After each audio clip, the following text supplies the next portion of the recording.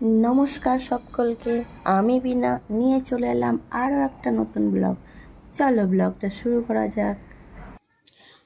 তো প্রথমেই চলে এসেছি আমি রান্না নিয়ে। সকালে আমি চাটা খেয়ে দিয়ে রান্না বসিয়ে দিয়েছিলাম, কারণ ছেলের স্কুল আছে। তো ছেলের স্কুলের জন্য তো আমাকে আগে সকালে রান্না করতেই হয়, কারণ ও ভাত খেয়েই যায়। তারপরে ওই যে ওর জন্য টিফিন বানাচ্ছিলাম, আজকে বানিয়ে দিয়েছিলাম ওকে এগ রোল। যদিও এগ রোলটা ময়দার ছিল না, আটার ছিল। ওকে না আমি আটাটাই দিতে পছন্দ করি।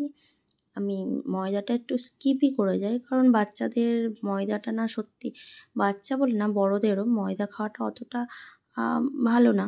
তো আজকে দেখো কে ভাত খাওয়াচ্ছে।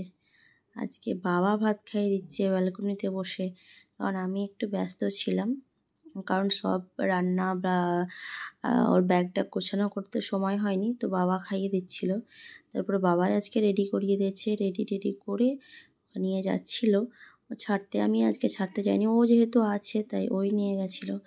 দেখবে কোথায় গিয়ে আমার ছেলে টাটা দেবে জানো, কারণ ওর বাবাও যখন অফিস যায় তখন ওর বাবাকেও বলে ওখান থেকে গিয়ে বাবা আমাকে বসে টাটা দেবে। তো ছেলেও সেম, আমি আজকে উপরে আছি যাইনি বলে ও দেখবে কোথায় থেকে গিয়ে বসবে, এই যে বসে আমাকে টাটা দিচ্ছে, ব্যাস।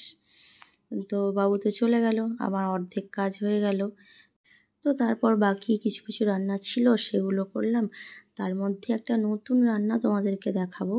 এটা তোমরা কিঁদুরি, অনেকে কোথায় কি বলে জানি না, তো এটাকে কিঁদুরি বলে। এটা যদি তোমরা তিল দিয়ে খাও, মানে তিল বাটা দিয়ে ওর সঙ্গে, কতটা টেস্টি লাগে ভাতের সঙ্গে সেটা তোমরা জাস্ট দেখো। কিঁদুরটাকে এভাবে ছোট ছোট প্রথমে কেটে নেবে, আর একটু পেঁয়াজ কেটে নেবে। কিঁদুরটা যখন হালকা ভাজা ভাজা হয়ে যাবে, তার মধ্যেই তোমরা পেঁয়াজটাও দিয়ে দেবে। পেঁয়াজটার মধ্যে যেন হালকা ভাজা হয়ে যাবে, যে লঙ্কা দিয়ে আমি তিলের যে পেস্টটা করে রেখেছিলাম, তিলটাকে প্রথমে ধুয়ে নিতে হবে, ধুয়ে মিক্সিতে একটা পেস্ট বানিয়ে নিতে হবে।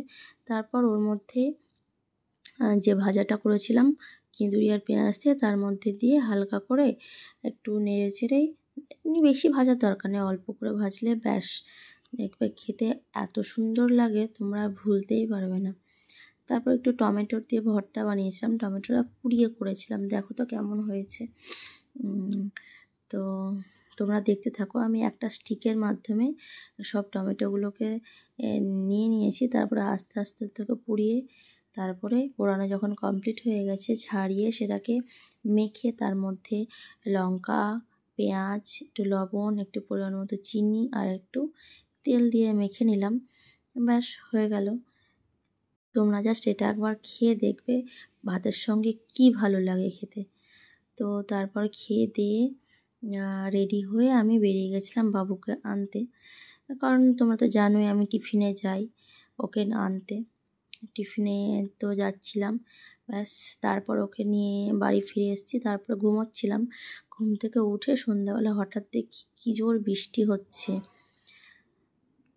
তো বৃষ্টি হচ্ছে দেখে আজ তো টিউশন ছিল, যাওয়া হলো না। তো তারপর একটু চাটা বানিয়ে খেয়ে নিলাম। চাটা বানিয়ে খাওয়ার পরে ওকে পড়তে বসিয়েছিলাম, পড়ার পরে খাওয়ার দাওয়ার করে খেয়ে দিয়ে আজকের মতো টাটা করে দিলাম।